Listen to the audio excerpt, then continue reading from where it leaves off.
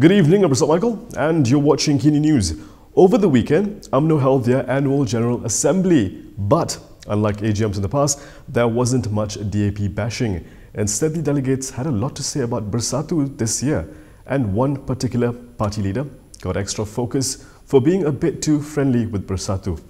Jika ada di kalangan mereka yang telah seronok berada di bilik yang terlalu berhawa dingin dan berkursi empuk, lihat dan harus tahu bahawa mereka yang berada di sana termasuk seseorang yang menjadi menteri tetapi tidak berada di pentas ini tetapi menikam Amno dari belakang. Kalau dia anak jantan, dia harus letak jawatan sebagai menteri.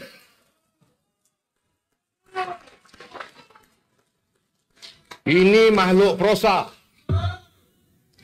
These were the scathing remarks made by Umno President Ahmad Zahid Hamidi at the end of the Umno General Assembly yesterday. After 2 days of heated debates, delegates empowered Zahid and the Supreme Council to decide when to pull out from the Pakatan National Government. Anwar is the only Umno minister who has openly spoken out against Umno cutting ties with Bersatu. Anwar has also openly criticised Zahid for allegedly trying to align the party with PKR President Anwar Ibrahim, a claim denied by Zahid. During a discussion hosted on his personal Facebook page last night, Anwar said though Zahid didn't name him in his speech, it was obvious the remarks were targeted towards him. Pada masa yang sama, kita berucap, rapatkan saf, kukuhkan perjuangan. Macam mana dalam nafas yang sama nak rapatkan saf, kita mencabar. Minta maaf lah, saya bukanlah nak logahit, tapi pendapat saya sebagai orang yang agak tua, agak lama, dan orang yang di bawah, ketua bahagian biasa, saya rasa tak perlu dicabar. Yesterday, Zahid had an overwhelming show of support for a motion to empower him and the Supreme Council to decide when they would leave the PN government. Amno previously stated it would stay in the government until Parliament is dissolved. You know how I was saying Amno this year was more focused on Bersatu than DAP? Well, that doesn't mean DAP wasn't mentioned at all. In fact, according to one Amno leader, the need to stop DAP was why Amno was forced to work with Bersatu in the first place. Kelantan Amno chief Ahmad Zahid Hamidi has explained why a big party like Amno would back the forming of the Pakatan National Government. The reason was simple, to stop DAP. Tetapi kita berjiwa besar, kita sanggup berkorban. Kerana apa? Kerana Presiden memikirkan takut DAP kembali berkuasa di dalam negara ini. Maka dengan sendiri kita menolak DAP pada waktu itu. Zahid, who has been vocal against the PN government and Bersatu, said Amno initially asked for Parliament to be dissolved after Harapan collapsed, but the plan did not materialize. He said Zahid did not have a choice but to convince Amno to support PN to stop Harapan from returning. Untuk bekerjasama dengan sebuah parti yang begitu kerdil. 13 kerusi selepas pilihan raya umum yang ke-14. Tinggal 12 selepas kita menang di Tanjung Piai. 6 bersama dengan Tun Dr. Mahathir. Apabila keluar daripada Bersatu, hanya tinggal 6. Yang jadi ramainya ialah mereka dihuni oleh pelompat-pelompat. 15 pelompat daripada Amno, 10 pelompat daripada PKR. Yang mereka ada hanya 6. While Zahid did not name the dwarf party, he is believed to have referred to Amno's splinter party, Bersatu. On Saturday, close to 100 people gathered outside Parliament to protest the delay to implement Undi 18, and now the police are investigating the demonstrators. Organisers and participants of the Undi 18 protest held outside the Parliament building in Kuala Lumpur on March 27th will be questioned by the police. Dangwangi Police Chief Muhammad Zainal Abdullah confirmed that 11 of them will be summoned to the District Police Headquarters tomorrow.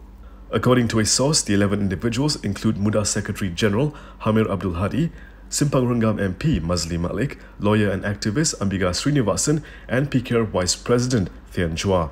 Other names are Segambut MP Hana Heo, Shah Alam MP Khalid Samad, Qatari Assembly Person Yang Shafura Othman, DAP Youth Chief Howard Lee, Pakatan Harapan Youth Chief Shazni Munir, PSM Central Committee Member Sharan Raj and PSM Youth Committee Member SK Arvind. It was learned that all of them received a call from the police to go to the station at 2:30 p.m. tomorrow. Zainal said over 100 rally participants took part in the protest, and they will also be probed under Regulation 11 under the Prevention and Control of Infectious Diseases. The protesters were demanding for the government to honour its promise to lower the voting age to 18 years old, after the Election Commission announced that the implementation will be postponed to September 2023. With Phase 1 of the vaccine program underway, those in Phase 2 should make sure they've registered, because, well, you're up next. Khairi Jamaluddin, the minister in charge of Malaysia's COVID-19 vaccination program, announced today that Phase 2 of the national vaccination exercise will commence on April 19th. Phase 2 will prioritise the elderly, those with morbidity problems and persons with disabilities. So far, over 129,000 people in Phase 1 have received their second dose of the COVID-19 vaccine. Khairi revealed that for those in Phase 2, only a fraction of the targeted 9 million people have registered through MySejahtera, but the minister remains optimistic that the number will grow. Setakat semalam, melalui pendaftaran MySejahtera, kita dapati bahawa golongan tersebut daripada sasaran 9 juta, 2 juta telah daftar. 2 juta telah daftar. Dan saya yakin bahawa bilangan ini akan meningkat.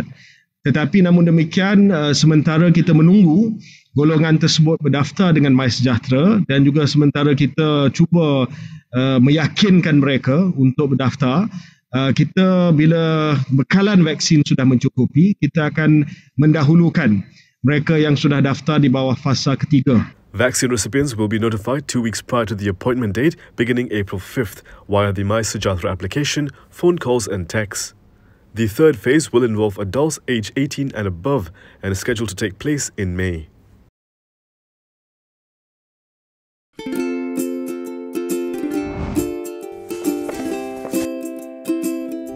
Shellfish, red meat, and beer.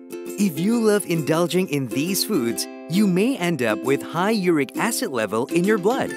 These foods consist high level of purine, a substance that will eventually break down into uric acid and be excreted through our urine. It is recommended that the amount of dietary purines should be kept between 600 to 1,000 milligrams per day.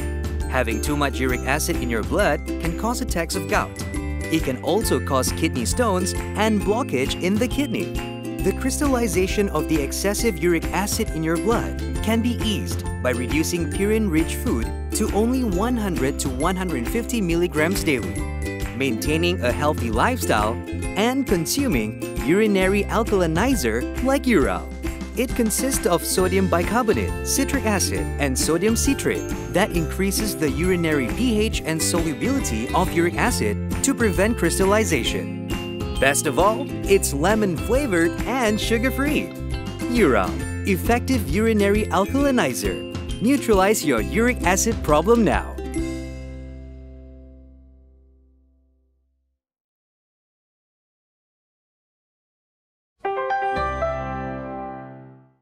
Now let's take a look at Malaysia's latest COVID-19 figures. Looks like we're making progress, but still a long way to go. For the first time in months, Malaysia has reported new COVID-19 cases below the 1,000 mark. The Health Ministry today reported 941 new COVID-19 cases. The last time it was below 1,000 was on December 9th last year. 4 territories reported new cases in the triple digits. Selangor with 219, Sarawak with 192, Johor with 171 and Penang with 164.